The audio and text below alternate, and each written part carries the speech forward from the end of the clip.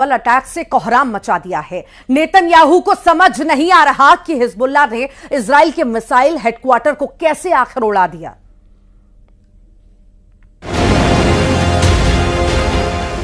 उड़ा दिया इजराइल का मिसाइल हेडक्वार्टर।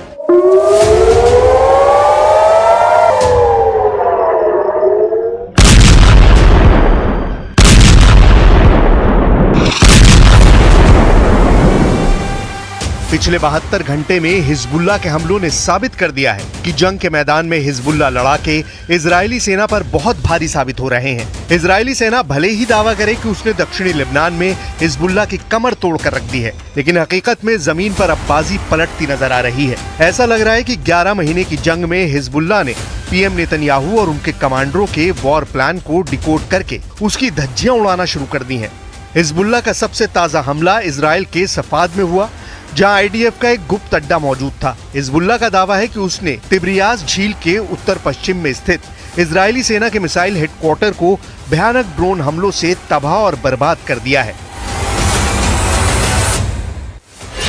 आईडीएफ के गुप्त अड्डे पर धमाका, मार दिए इजरायली। हम आपको एनिमेशन के जरिए दिखाते हैं कि आखिर हिजबुल्लाह हमले पर क्या दावा कर रहा है।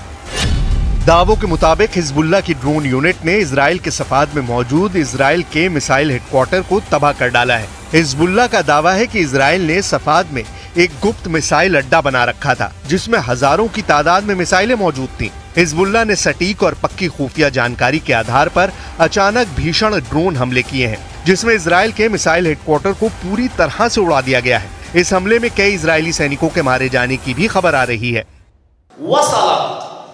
إلى داخل قاعدة ثكنة جليلوت وقاعدة عين شيما، وأن عدد القتلى في القاعدتين بلغ 22 قتيلا.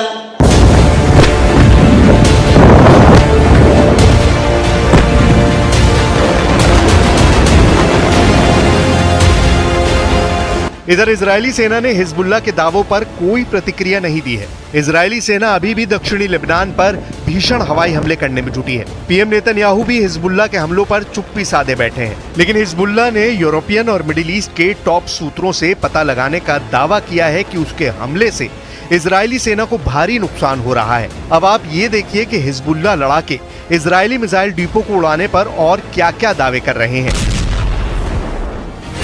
हिजबुल्लाह के दावों के मुताबिक 15 सितंबर यानी शनिवार को उसने इजरायली सैन्य अड्डे पर हमला किया है। हिजबुल्लाह ने कहा कि उसने आईडीएफ के तोपखाने और मिसाइल इकाई के मुख्यालय को पूरी तरह से बर्बाद कर डाला है। दावा किया जा रहा है कि लगभग 11 महीने की गजा और लेबनान जंग में पहली बार इजराइल के गुप्त अड्डे का पता इजराइल के दुश्मनों को लगा है। हिजबुल्लाह ने इजराइल के खिलाफ दक्षिणी लेबनान के अल अहमदीब और कफर रूमाने सहित लेबनानी शहरों पर हमले के जवाब के तौर पर भीषण हमला किया है। हिजबुल्लाह लड़ाकों ने उत्तरी कमान के मुख्यालय और 91 डिवीजन के लॉजिस्टिक बेस को निशाना बनाया है। हिजबुल्लाह का दावा है कि उसने ग्रेट प्रकार के दर्जनों रॉकेट और ड्रोन से हमले इजरायली सैन्य ठिकानों पर किए हैं। हिजबुल्लाह का हमला होते ही इजराइल के अवीविम, एलिफ्लेंट, कोराजिम वेरेड, अनमोन, कब्जे वाले शहर सफाद, अमूका, डाल्टन और ब्रिये में जोरदार सायरन बजने लगे थे। वहीं हिजबुल्लाह लड़ाकों ने रोसियत अल आलम में इजरायली सैन्य अड्डे के पास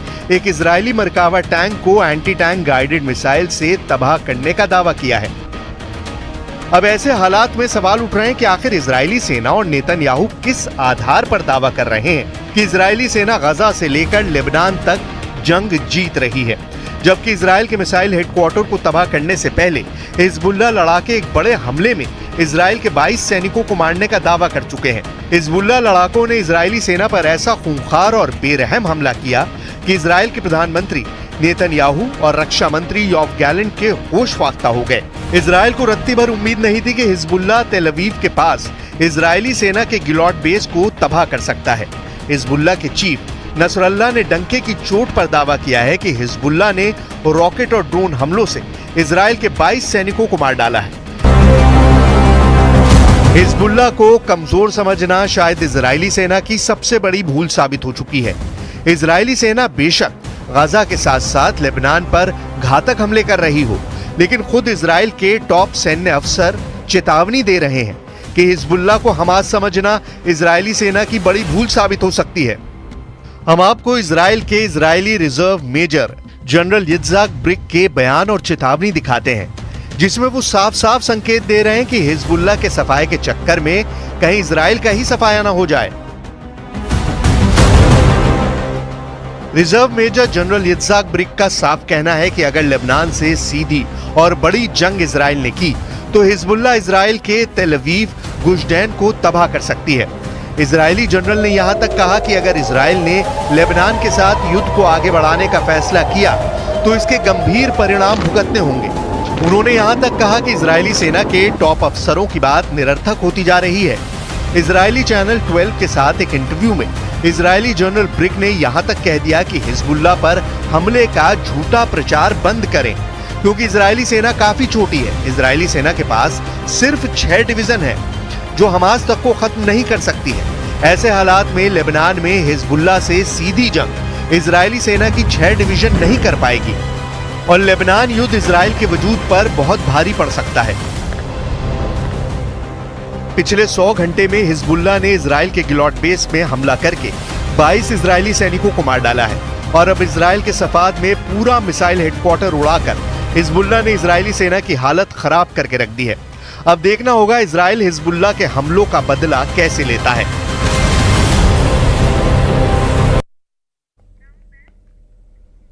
गाजा में इजराइल ने ताजा हमला किया है और इस हमले में 18 लोगों की जान चली गई। इजराइल के प्रधानमंत्री नेतन्याहू ने गाजा में हमले के तेज करने के जो ऑर्डर पास किए हैं उसके पीछे की वजह समझना भी बहुत जरूरी है। इस स्पेशल रिपोर्ट में देखिए नेतन्याहू ने इजरायली डिफेंस फोर्स को नया ऑर्डर क्या दिया है और कैसे लंबी खींचती जंग को लेकर कहा जा रहा है कि इसका नतीजा बस आने ही वाला है।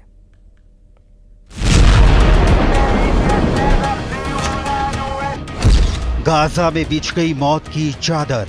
नेतन्याहू की फौज का ऑपरेशन सर्वविनाश एक्टिवेट। 18 लोगों की हो गई मौत, 40 से ज्यादा हो गए घायल। अब तक 41,000 से ज्यादा फिलिस्तीनियों की मौत, 80,000 से ज्यादा घायल। दुनिया ने ऐसी क्रूर जंग नहीं देखी होगी। गाजा में इजरायली डिफेंस फोर्स ने ताजा हमला किया है। यह हमला दक्षिणी गाजा में हुआ है। इजरायली सेना ने एक स्कूल को निशाना बनाकर जबरदस्त बमबारी की है। गाजा के जिस स्कूल में यह हमला हुआ है वहां ज्यादातर विस्थापित लोग शरण लिए हुए थे। इस हमले में बच्चे भी मारे गए हैं। जमीन का सीना चीरकर गाजा में जिंदगी बचाने की जद्दोजहद बता रही है कि यह जंग इंसानियत पर किस कदर भारी पड़ रही है। इसके अलावा खान यूनिस में इजराइल हमास युद्ध से विस्थापित फिलिस्तीनियों के लिए बने एक शिविर को निशाना बनाया गया।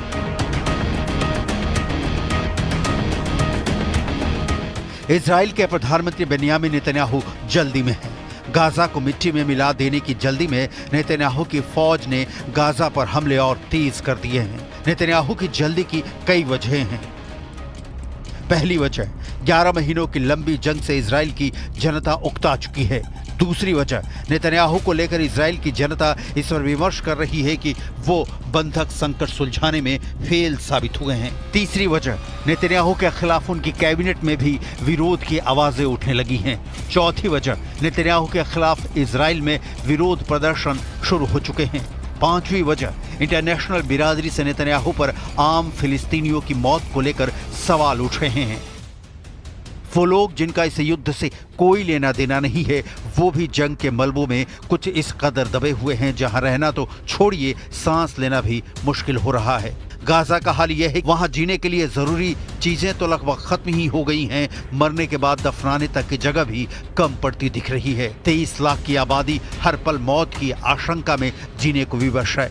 7 अक्टूबर 2023 से ही गाजा में तकरीबन हर रोज इजरायली ऑपरेशन हो रहा है। युद्ध विराम के लिए कई दौर की बातचीत भी बेनतीजा रही है। फिलहाल ये जंग कब थमेगी इसके कोई आसार नजर नहीं आ रहे हैं। यही वजह है कि इजराइल के तेल अवीव में बंधकों की रिहाई की मांग तेज हो गई है। इजराइल में शनिवार को हजारों प्रदर्शनकारियों ने सेना मुख्यालय और दूसरे सरकारी इमारतों पर धावा बोल दिया।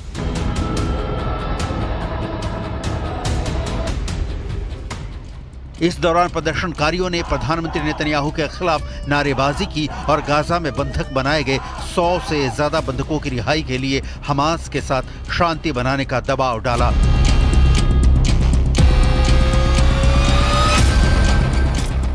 कई लोगों ने समझौता करने में विफलता के लिए पीएम नेतन्याहू को जिम्मेदार ठहराया, क्योंकि उन्हें लगा कि युद्ध के दौरान उन्हें सत्ता में बने रहने में मदद मिलेगी। इस दौरान प्रदर्शनकारियों ने शहर के एक पुल पर चक्का जाम कर दिया। यातायात व्यवस्था भी ठप हो गई। प्रदर्शनकारियों में अब वो लोग भी शामिल थे जिनके अपने हमास के चंगुल में बंधक हैं। इस दौरान नाराज प्रदर्शनकारियों ने गुलाबी धुएं वाले पटाखे जलाकर और बंधकों की तस्वीरों के साथ अपना विरोध दर्ज कराया। ये भी कहा कि जब तक बंधकों की रिहाई नहीं हो जाती उनका विरोध प्रदर्शन जारी रहेगा। 7 अक्टूबर 2023 को हमास के लड़ाकों ने इजराइल में घुसकर 250 इजरायली और विदेशी नागरिकों को बंधक बना लिया था। इजराइल ने युद्ध छेड़ दिया, लेकिन बंधक छुड़ाने की कोशिश में अब तक 41,000 से ज्यादा फिलिस्तीनी मारे जा चुके हैं और जिस हमास के अंतिम आतंकी के मारे जाने तक जंग जारी रखने का नेतन्याहू ऐलान कर रहे हैं, वो हमास का आखिरी आतंकी अब भी इजरायली डिफेंस फोर्स की बंदूक की गोली से बहुत दूर दिख रहा है। जाहिर है नेतन्याहू मुश्किल में है। संयुक्त अरब अमीरात ने भी इजराइल से मुंह फेरा। यूएई ने कहा है कि अगर इजराइल अलग फिलिस्तीन देश नहीं बनाता तो वो जंग के बाद के उनके प्लान का समर्थन नहीं करेंगे। यूएई के विदेश मंत्री अब्दुल्ला बिन जायद अल नहान ने सोशल मीडिया पर इसकी जानकारी दी। इजरायली पीएम नेतन्याहू ने मई में जंग के बाद गाजा के लिए एक प्लान जारी किया था। नेतन्याहू का कहना है कि इसके जरिए गाजा का विकास होगा। प्लान जंग खत्म होने की तारीख से लेकर साल 2035 तक के लिए था। इसे 3 स्तरों में बांटा गया था। प्लान के मुताबिक गाजा में इजराइल कब्जे के बाद फिलिस्तीन की सरकार होगी। इसे यूएई, सऊदी अरब, मिस्र, बहरीन और जॉर्डन जैसे अरब देशों का एक गठबंधन मॉनिटर करेगा। इजरायली प्लान में गाजा के पोर्ट्स में निवेश से लेकर सौर ऊर्जा और इलेक्ट्रिक कारों की मैन्युफैक्चरिंग जैसी कई योजनाओं का जिक्र है। नेतन्याहू की तरफ से गाजा के भविष्य के लिए प्लान जारी करने के बाद उनके रक्षा मंत्री योव गैलेंट ने इसे नकार दिया था। योव गैलेंट ने इजरायली पीएम को चेतावनी दी थी कि वो फिलिस्तीनी जमीन पर कभी भी इजराइल का शासन नहीं होने देंगे। गैलेंट का बयान सुनिए। हमास के बाद गाजा का अस्तित्व तभी मुमकिन है जब यहाँ फिलिस्तीन के लोग ही अंतर्राष्ट्रीय समुदाय की मदद से सत्ता संभाले। अगर सरकार ने सही समय पर गाजा के लिए हमास का विकल्प नहीं ढूंढा तो इजराइल का मिलिट्री ऑपरेशन कमजोर पड़ जाएगा। हमास फिर से अपनी जड़ें जमाना शुरू कर देगा। नेतन्याहू के समर्थन में खड़े अमेरिका में चुनाव का माहौल है और बाइडेन की पार्टी की विदाई के बाद ट्रंप सत्तासीन होते हैं तो युद्ध की सूरत पर भी असर पड़ना तय है। संयुक्त अरब अमीरात जैसे देश अमेरिका के कहे में ही काम करते हैं और संयुक्त अरब अमीरात अगर ये कह रहा है कि वो नेतन्याहू के प्लान से इत्तेफाक नहीं रखता है तो इसका मतलब है कि अपने समर्थक देशों के बीच ही नेतन्याहू घिर चुके हैं। सवाल फिर वही घूम फिर कर खड़ा होता है कि इजराइल हमास युद्ध आखिर कब तक। जहां तक इजरायली बंधकों को हमास के कब्जे से छुड़ाने की बात है तो इसी हफ्ते 6 बंधकों की हत्या करके हमास ने नेतन्याहू को लाउड एंड क्लियर मैसेज दे दिया था कि वो चाहता क्या है और नेतन्याहू हैं कि उनके पास विकल्प नहीं बचे हैं। या तो सारे बंधकों को छुड़ाकर देश वापस लाना होगा या संपूर्ण गाजा को जमींदोज कर देना होगा, क्योंकि यहाँ से नेतन्याहू पीछे हटे तो घर में इजरायली उनके साथ चाहे जो व्यवहार करें, अरब देश इजराइल के खींचे कदम को एक कमजोर देश की निशानी से ज्यादा कुछ नहीं मानेगा, जो भविष्य में इजराइल के लिए आज से भी बड़ा संकट पैदा करने वाला हो सकता है।